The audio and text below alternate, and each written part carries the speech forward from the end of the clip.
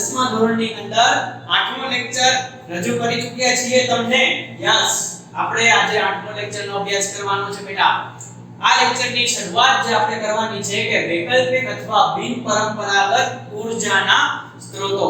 તો ચાલો બેટા એમાં જોઈએ કે સૌપ્રથમ જે એની પ્રસ્તાવના બાંધીએ તો વૈકલ્પિક અથવા બિનપરંપરાગત.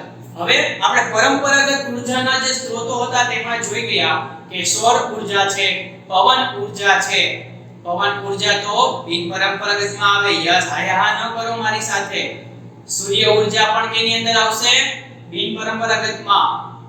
આપણે પરંપરાગતની વાત છે બેટા, ફોકસ કરો કે જેની અંદર આપણે શું જોઈ ગયા કે અશ્મિભૂત બળતણ છે, પેટ્રોલિયમ પેદાશો છે, કોલસો છે.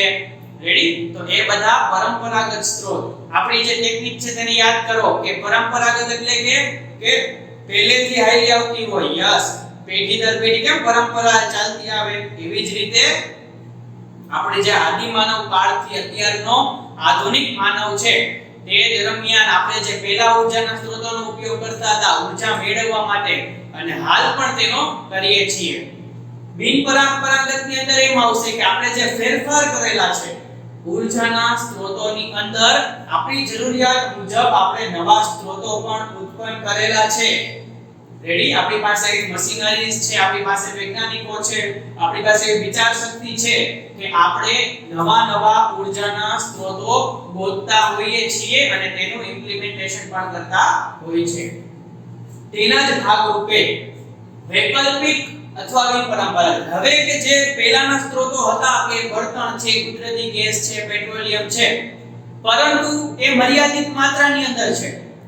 હવે અહીંયા પરિસ્થિતિ એવી છે કે ભાવિ પેઢીને જો કંઈક ઊર્જાનો સ્ત્રોત દેવો પડે તો એના પ્રત્યે આપણે વિકલ્પ જે છે તે ગોતવો પડે. તો તે વિકલ્પના ભાગ રૂપે હવે આપણે બધી ઊર્જા જે અભ્યાસ કરશું, જે ગયા લેક્ચરના એન્ડમાં મેં તમને દર્શાવેલી હતી કે ભરતી ઊર્જા છે, સમુદ્ર તાપીય ઊર્જા છે, સૌર ઊર્જા છે, સૂર્ય કુકર કે તે બધું જે છે હવે આપણે અભ્યાસ કરવાનો થશે કે જેની અંદર સૌપ્રથમ છે વધુને વધુ ઊર્જાના સ્ત્રોતોની જરૂરિયાત. આ મુદ્દો જે છે તમને રિલેટ કરાવવા માટે છે કે આપણે વધુમાં વધુ ઊર્જા સ્ત્રોતોની જરૂરિયાત શું કામ પડે છે.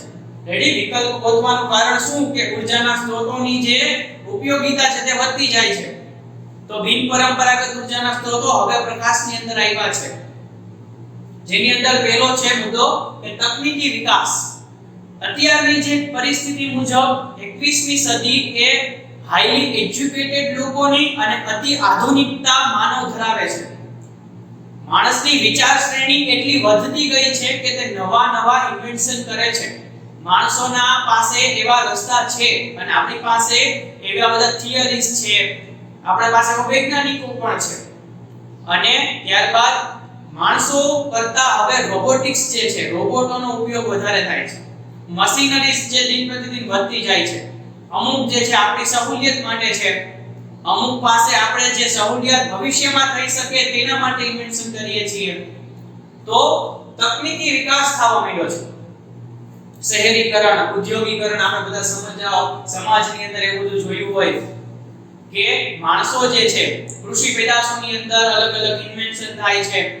પછી આપણે જે કારખાના હોય છે, આપણા ઉદ્યોગો હોય છે, રેડી? રાજ્ય કક્ષાએ, શહેરી ગ્રામીણ વિસ્તારની અંદર કે મોટા કોઈ દેશ લેવલે અને અમુક તો ગ્લોબલી ચેન્જ ધરાવતા પણ વિકાસ જોઈ ગયા છે. તો આ બધા જે તકનીકી જે મશીનરી જે છે કે તકનીકી વિકાસની અંદર કોઈ એક ઊર્જાનો જથ્થો ત્યાં અપાતો હોય તો ત્યાં જે ઊર્જાનો જથ્થો મર્યાદિત પ્રમાણની અંદર હોવાને લીધે આપણે ત્યાં પણ વૈકલ્પિક કારકનો ઉપયોગ કરી શકીએ. તે હવે એક વિચારવાની બાબત છે. તો તકનીકી વિકાસને લીધે પણ આપણે વૈકલ્પિક જે ઊર્જાનો સ્ત્રોત છે તેના તરફ વિચારવું પડે છે. ઉચ્ચ કક્ષાની જીવન પદ્ધતિ નવરો કોઈને ગમે નહીં. આપણે સપોઝ કોઈ એક નાની એવી સપોઝ અત્યારે સોશિયલ મીડિયાનો જમાનો છે તો વિચારીએ કે આપણે સ્ટોરી બનાવતા હોય તો કેમ સ્ટોરીને પણ એની હાઇલાઇટ કરીએ, એમાં ડેકોરેશન કરીએ, નવરું દેખાવવું છે, ભાઈનો ખાતમાં એમનેમ રહેવો જોઈએ કે બેન તો એકદમ મેકઅપ કરીને ક્યુટ લાગવી જોઈએ. તો ઉચ્ચ કક્ષાના જે જીવન ધોરણો થઈ ગયા છે માનવીઓના, આપણે અત્યારે વિચારીએ કે માણસો અત્યારે જો દરેક કુટુંબ દીઠ હવે તો એક 4 વ્હીલ થઈ ગયા છે, 2 વ્હીલ તો બધા પાસે. મારું બાળક તો એક્ટિવા લઈને સ્કૂલે જાય છે, મારી મોટી બેબી તો તેની પાસે તો બીજી ગાડી છે, અને હું પોતે મર્સિડીઝમાં જાઉં છું. આવું આપણે સાંભળ્યું હોય, અને માણસો છે પણ એવા અમુક શો ઓફ કરવા માટે હાલે લાવો ભાઈ કે બીજી તમારી ગાડી લઈ લ્યો ને તમે તમારા બે ગાડી હોય તો માપવો પડે. પણ માપવાની નથી, આપણો ઊર્જાનો સ્ત્રોત તો જો ડબલ પેટ્રોલ જવાનું છે, તો એ તો મર્યાદિત પ્રમાણની અંદર છે. ઉચ્ચ કક્ષાની જીવન ધોરણી થઈ ગઈ છે હવે માણસોને પોતે કામ નથી કરવું ગમતું. આમ ચાર દબાવો અને લાઈટ થાય. વોશિંગ મશીન લાવો, કપડા ક્યાં આપણે હાથેથી નથી ધોવાના, અમારી ઘરે 3 વોશિંગ મશીન છે સાહેબ. હા, અમે જે ઘરની અંદર ટીવી તો 3 રૂમમાં 3 માં એક ટીવી ફિટ કર્યા.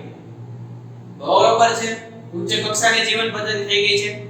આપણી પાસે જે વિદ્યુત ઉર્જાના વપરાશના એટલા બધા માધ્યમ છે, કારણ કે તે આપણી પાસે આપણને ઉર્જા મળી રહે છે એટલે આપણે વાપરીએ છીએ.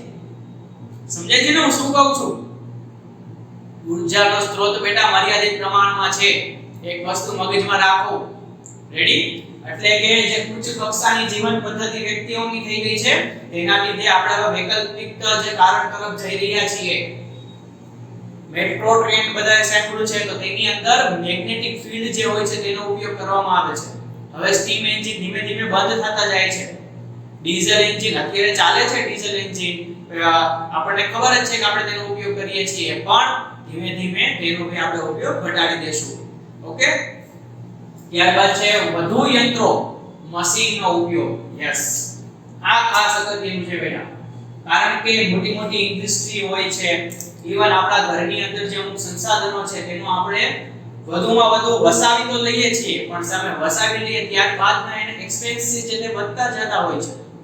એસી સપોઝ આપણે ઘરે લઈએ તો આખી રાત ચાલુ હોય, આખો દિવસ ચાલુ હોય, તો તેના હાઈ વોલ્ટેજ તો તે લેવાનું જ છે, અને પછી બહુ ચાલુ રહે તો આપણને ઇકોનોમિકલી પણ નુકસાન જ છે એક જાતનું, અને સામે આપણું સ્વાસ્થ્ય એ પ્રમાણે એટલું ઢળતું જાય. પછી જો તમને ક્યારેક બહાર વાતાવરણમાં કે મૂકવામાં તો તમે સર્વાઇવ નહીં કરી શકો. રેડી? તો તેના અમુક ગેરફાયદા પણ છે, પણ આપણે અહીંયા વરરાજા આપણા ઉર્જાના સ્ત્રોત છે તો તેની વાત કરવાની હોય તો વધુ પડતા મશીનના ઉપયોગને લીધે એને ચલાવવા માટે એક ઉર્જાનો જથ્થો જરૂરી છે. એ પછી યાંત્રિક ઉર્જા હોય કે આપણો કુદરતી ગેસ હોય કે પેટ્રોલિયમ હોય, તેને ચલાવવા માટે તો આપણો જે બિનપરંપરાગત કે પરંપરાગત ઉર્જાના સ્ત્રોત જ વપરાવાના છે. પછી તેનું પ્રમાણ જેમ જેમ વધતું જશે એમ વપરાશ પણ વધતો જશે, અને સામે ઉર્જાનો સ્ત્રોત ઘટતો જશે. ઔદ્યોગિકરણ, આપણે વાત કરી મુજબ કે જે ઔદ્યોગિક વિકાસ થાય છે, ઉદ્યોગોની અંદર દિન પ્રતિદિન નવા જે ઇન્વેન્શન થાય છે, તો નવા ઇન્વેન્શન પ્રમાણે નવી ઉર્જા પણ માંગે છે, અને નવી ઉર્જા માંગશે તો સામે ઉર્જાનો સ્ત્રોત ઘટતો જશે. ઉર્જાની જરૂરિયાતમાં વધારો થવાના કારણે આપણે વૈકલ્પિક અથવા બિનપરંપરાગત ઉર્જાના સ્ત્રોતોની જરૂરિયાત પડે છે. સમજાઈ ગયું બેટા કે તકનીકી વિકાસને લીધે ઉચ્ચ કક્ષાની જીવન પદ્ધતિ. રેડી? અહીંયા વધારે વાત કરશું તો કોની? માનવની વાત કરવાની છે. રેડી? કે જનાવરને તો આપણે એટલી બધી કે ઉચ્ચ કક્ષાની પદ્ધતિ આપણે દેતા નથી, એ હજી બિચારા ઘાસ ને એવું જ ખાય છે. વધુ યાંત્રિક એટલે વધુ યંત્રો એટલે કે મશીનનો ઉપયોગ, ઔદ્યોગિકરણ, આવા બધા જે આપણા જે અત્યારે હાલના વિકાસ છે. રેડી? વિકાસ 4 પગે હાલે છે, આપણને ખબર જ છે, પણ સામે વિકાસ આપણા ઉર્જાના જથ્થાઓને માંગી લે છે. રેડી? હમણાં જે કરંટ ન્યૂઝ આવે છે એ મુજબ આપણા ભારત દેશ અત્યારે વિશ્વની અંદર પહેલા નંબરે જે વિકાસની અંદર છે, સૌથી પહેલો નંબર છે, કારણ કે આપણે વિકસિત દેશ નથી, આપણે વિકાસશીલ દેશ છીએ. તો વિકાસ કરવાની બાબતની અંદર ઇન્ડિયા ફર્સ્ટ નંબરે છે, પણ સામે આપણી પાસે એટલું લેબર વર્ક ચાલો માનીએ છીએ, નવી ઓપોર્ચ્યુનિટીઝ ભી આવે છે, એ પ્લસ પોઈન્ટ છે, પણ સામે મર્યાદાઓ જે છે તેની પણ એ ઘણી છે. રેડી? તો બેટા તમે આ કારણ જે શોર્ટ મુદ્દા લખી લ્યો. રેડી? ત્યારબાદ આગળ આપણે હવે નેક્સ્ટ જોઈએ છીએ. ઓકે બેટા, તો હવે અહીંયા જે તમને સ્ક્રીન ઉપર દેખાય છે કે આપણે હવે જોવાના છીએ બિનપરંપરાગત ઉર્જાના સ્ત્રોત તરીકે સૂર્ય ઉર્જાનો અભ્યાસ આપણે કરશું. હવે બેટા સૂર્યને આપણે આપણા અગાઉના ધોરણની અંદર 8મા 9મા કે 1 થી 7 ની વાત કરીએ. સૂર્ય વિશે આપણને માહિતી છે જ, અને અત્યારે આપણને ખબર જ છે કે પૃથ્વી ઉપર જે સ્વયંભૂ જે ઉર્જાનો સ્ત્રોત જે કહેવાય, સૌથી વધારે પ્રમાણમાં ઉર્જા આપતો જે સ્ત્રોત છે તે સૂર્ય છે. તેના વિશે જાજી માહિતી મારે તમને ન આપવી પડે, 10મા ધોરણના વિદ્યાર્થીઓને ખબર જ હોય. હવે અહીંયા આપણે જોઈએ છીએ, ચાલો આગળ, કે 5 અબજ વર્ષોથી હાલના દરેક પ્રચંડ ઉર્જા સૂર્યમાંથી ઉત્સર્જિત થઈ રહી છે. એટલે કે આદિકાળથી, અત્યારથી નહીં પરંતુ 5 અબજ વર્ષો પહેલાથી જ આપણે એવું વૈજ્ઞાનિકોએ શોધી કાઢ્યું છે કે સૂર્ય પોતાનામાંથી ઉર્જાને સતત ઉત્સર્જિત કરતું રહે છે અને હજુ બીજા 5 અબજ વર્ષો સુધી સૂર્યમાંથી આ જ દરે ઉર્જાનું ઉત્સર્જિત થવાનું શરૂ રહેશે. રેડી? એટલે કે સૂર્યમાંથી જે ઉર્જા જે છે તે કોઈ દી ખૂટવાની નથી, તે સતત ને સતત તેમાંથી ઉત્સર્જિત થવાની જ છે. અને તે કેમ થશે, કઈ રીતે, તે હું તમને અભ્યાસ કરાવી જ દઈશ. ચાલો, ત્યારબાદનો મુદ્દો છે, સૂર્યમાંથી ઉત્સર્જિત ઉર્જાનો ખૂબ થોડો ભાગ પૃથ્વીના વાતાવરણના બહારના સ્તર સુધી પહોંચે છે. આપણને ખબર જ છે કે સૂર્યનું કિરણ જે છે તે સૂર્યના ગર્ભગૃહમાંથી નીકળતું પૃથ્વીના વાતાવરણની અંદર આવશે ત્યારે આપણા જે ઓઝોનના સ્તર દ્વારા આપણે તે માહિતી મેળવી ગયા છે કે ગ્રીન હાઉસ અસર જે છે તમને ખબર જ છે. રેડી? શું છે? તો તેના બદલત ઓઝોનનું સ્તર તમને ખબર જ છે. તો તે ઓઝોનના સ્તરને લીધે જે ઇન્ટેન્સિટી આપણે કહીએ, ઉર્જાની જે ઇન્ટેન્સિટી છે તે ખૂબ જ ઓછી થઈ જાય છે. તેના લીધે સૂર્યના કિરણની જે ઉર્જા જે છે તે અમુક ભાગની ઘટી જાય છે અને તે ઘટવું આપણા માટે ફાયદાકારક છે. કારણ કે જો સૂર્યનું કિરણ સતત ચોખ્ખું આપણા આંખની અંદર અથવા આપણી સ્કિનના કોન્ટેક્ટમાં આવે તો સીધું તે આપણી ચામડીને બારી નાખે છે, કારણ કે તેમાં બહોળા પ્રમાણની અંદર ઉર્જા હોય છે. રેડી? પૃથ્વીના વાતાવરણમાંથી પસાર થાય ત્યારે આ ઉર્જાનો લગભગ અડધો ભાગ શોષણ પામે છે અને બાકીનો ભાગ પૃથ્વીની સપાટી સુધી પહોંચે છે.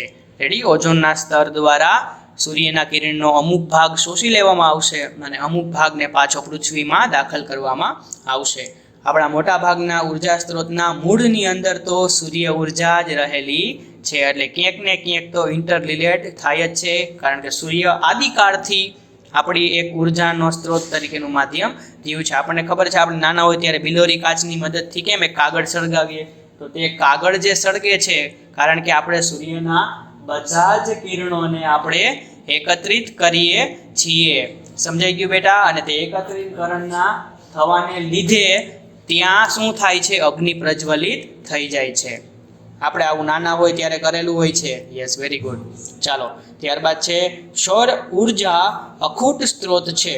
તે સૂર્ય cooker, solar water heater, solar cell panel વગેરે ઉપકરણો દ્વારા ઉપયોગમાં લેવાય છે. આ બધાનો અભ્યાસ હમણાં આપણે ફોટો થ્રુ કરવાના છીએ. તેનો ઉપયોગ આપણે કુકરમાં પણ કરીએ છીએ.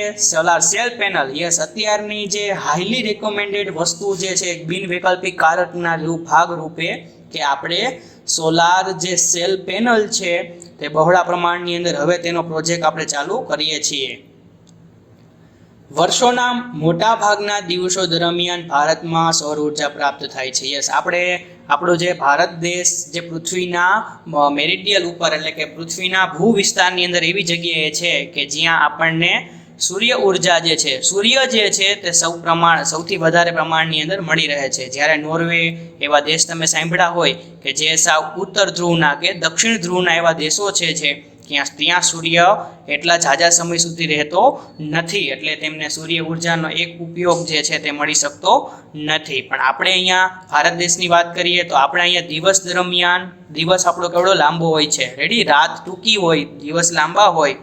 24 કલાકમાંથી આપણને ખબર છે કે સૂર્ય કેટલી કલાક સુધી આપણા સપાટી સુધી રહે છે, તો તેનો એક આપણે ઉપયોગ જે આપણે ફાયદો વધારે છે. અહીંયા નીચે કેલ્ક્યુલેશન આપેલી છે કે એક વર્ષ દરમિયાન ભારત 5000 ટ્રિલિયન કિલોવોટ અવર જેટલી સૌર ઉર્જા મેળવે છે. એટલે સ્વચ્છ આકાશ હોય ત્યારે સરેરાશ 4 થી 7 કિલોવોટ પર અવર મીટર સ્ક્વેર સૌર ઉર્જા દૈનિક પ્રાપ્ત થાય છે. રેડી? આજે એક સોલાર પ્લેટની અહીંયા વાત કરેલી છે. જો કોઈ પ્લેટ સોલાર પેનલ સરેરાશ 4 થી 7 કિલોવોટ અવર પર મીટર સ્ક્વેર એટલી ઉર્જા દૈનિક ઉત્પન્ન કરે છે. રેડી? સમજાઈ ગયું બેટા? ચાલો, હવે આપણે આગળ જોઈએ. આપણે જે સમજવાનો અભ્યાસ કરવાનો એ છે કે હવે સૌર સેલની વાત કરવાની છે, એટલે કે સોલાર સેલ. અહીંયા તમને સ્ક્રીન ઉપર દેખાય જ છે સોલાર સેલની આકૃતિ આપણે આપેલી જ છે. રેડી? અહીંયા તમે જોયું છે કે આ સ્ટ્રીટ લાઇટનો જે ફોટો અહીંયા મૂકેલો છે. રેડી? સમજાય છે તમને?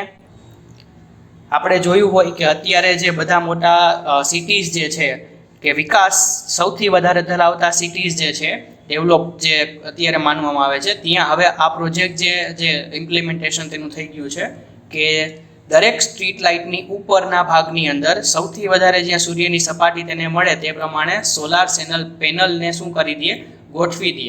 એટલે જેના બદોલત તે પોતાની ઉર્જા પોતે જાતે જ બનાવી લેશે, તેને આપણે અલગથી ઉર્જા આપવી નહીં પડે. નેશનલ હાઈવેઝ જે છે તેમાં પણ આ હવે પ્રોજેક્ટનો જે એક ઉપયોગ જે થવા માંડ્યો છે. રેડી? તો સૌપ્રથમ છે કે સૂર્ય ઉર્જા દિવસ દરમિયાન જ ઉપયોગી છે, કારણ કે રાત્રે તો સૂર્ય હોય નહીં, એ તો દેખીતી વસ્તુ છે. તો રાત્રે સૂર્યમાંથી આપણે ઉર્જા મેળવવાના નથી. ઓકે, ચાલો આગળ જોઈએ. સૂર્ય ઉર્જાના ઉપયોગની આ મર્યાદા સોલાર સેલ એટલે કે સૌર કોષના ઉપયોગથી દૂર કરી શકાય છે. જો બેટા હવે અહીંયા જે આ કોષની વાત કરેલી છે એટલે એનો મતલબ એમ કે અહીંયા કંઈક ઉર્જાનો સંગ્રહ કરવાની વાત છે.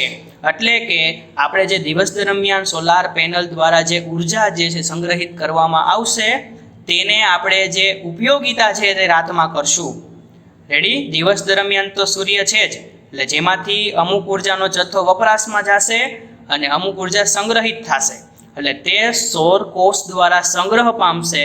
અને જ્યારે સૂર્ય નહીં હોય ત્યારે તે સંગ્રહ પામેલી ઉર્જાનો ઉપયોગ આપણે ત્યારે કરશું. સોલાર સેલ સૌર ઉર્જાનું વિદ્યુત ઉર્જામાં રૂપાંતર કરે છે. તે સંગ્રહ પણ કરશે અને સામે તેને વિદ્યુત ઉર્જાની અંદર રૂપાંતર પણ કરશે, કારણ કે આપણા જે બધા યાંત્રિક ઉપકરણોને ચલાવવા માટે યાંત્રિક ઉર્જાની અંદર એટલે કે વિદ્યુત ઉર્જાની જરૂરિયાત હોય છે. વિશિષ્ટ સોલાર સેલને સૂર્યની સામે રાખવામાં આવે ત્યારે તેમાં 0.5 થી 1 વોટ જેટલો વોલ્ટેજ ઉદ્ભવે છે અને આશરે 0.7 વોલ્ટ જેટલો વિદ્યુત પાવર સર્જે છે. હવે બેટા આ બધું તમારે જે યાદ રાખવાનું છે. રેડી? આમાં કાંઈ મારે તમને સમજાવવાનું ન હોય, આ માહિતી તમારે યાદ રાખવાની જ છે. ખૂબ વધારે સંખ્યામાં સોલાર સેલના સંયોજનથી તૈયાર થતી ગોઠવણીને સોલાર પેનલ કહે છે. આપણે હવે ગવર્મેન્ટ તમારે ઘણીવાર જોયું હોય કે આપણે જે છત ઉપર ઘણા બધા સોલાર જે પેનલ છે તેને રાખે, કારણ કે તેમાંથી જે ઉર્જા ઉત્પન્ન થશે તે આપણા ઘરની અંદર પણ ઉપયોગમાં લેવાશે અને જે વધારાની ઉર્જા આપણે ગવર્મેન્ટને આપીને એમાંથી આપણે પૈસા મેળવીએ છીએ. યસ, આવી યોજના પણ ગવર્મેન્ટે બહાર પાડી છે. એટલે સોલાર પેનલ જે છે હવે દિન પ્રતિદિન વધતા જાય છે. હવે સોલાર પેનલની અંદર જે નાનું જે ચોખંડું હોય છે તેને આપણે સૌર કોષ સોલાર સેલ કહીએ છીએ અને સેલ બધા ભેગા મળીને એક આખી પેનલ બનાવે છે. તે વ્યવહારિક ઉપયોગ માટે જરૂરી વિદ્યુત ઉર્જા પૂરી પાડે છે. એટલે કે આપણે દૈનિક જીવનની અંદર જે આપણા સાધનોને ચલાવવા માટે જે જરૂરિયાત જે છે તે બિન પરંપરાગત સ્ત્રોત તરીકે આપણે હવે અહીંયા સોલાર પેનલનો ઉપયોગ કરીએ છીએ. સોલાર સેનલમાં કોઈ ગતિશીલ ભાગ હોતો નથી, તેથી જાળવણી ખૂબ ઓછીની જરૂરિયાત છે, કારણ કે તે એકને એક જગ્યાએ સ્થિર રાખી દો. સૂર્ય આમથી આમ થશે તે એની જગ્યાએ જ રહેશે. જ્યારે સૂર્યની સપાટી હશે તે ઉર્જા પ્રાપ્ત કરશે, આપણને વિદ્યુત ઉર્જા આપશે, આપણું કામ પૂરું થઈ ગયું, ઉર્જા મેળવી લીધી. Yes, very good. એટલે અહીંયા કાંઈ બીજી કોમ્પ્લિકેટેડ મશીનરીઝ નથી અહીંયા, કે નથી એવા મૂવેબલ પાર્ટ્સ તેની અંદર કે આપણે તેનું મેન્ટેનન્સ કરવું પડે. એકવાર ઇન્સ્ટોલેશન થઈ જાય ત્યારબાદ તેનો આપણે ખૂબ જ લાંબા સમય સુધી ઉપયોગ કરીએ છીએ. હા, સપાટીને સાફ કરવી ખૂબ જ જરૂરી છે, કારણ કે ત્યાં ડસ્ટ ને એવું જમા થઈ જાય તો સામે સૂર્યના કિરણો જે શોષણ છે તે ખૂબ ઓછું થવા માંડે. કોઈ પરાવર્તનના ઉપયોગ વગર ખૂબ જ કાર્યક્ષમ હોય છે. પરાવર્તનનો ઉપયોગ એટલે કે અહીંયા કેમ મશીન, આપણે જે મશીન ઘરે મૂક્યું હોય તો તેમાં પાર્ટ બદલાવાની ને એવી માથાકૂટ રહેતી હોય, પણ અહીંયા કોઈ એવી માથાકૂટ નથી.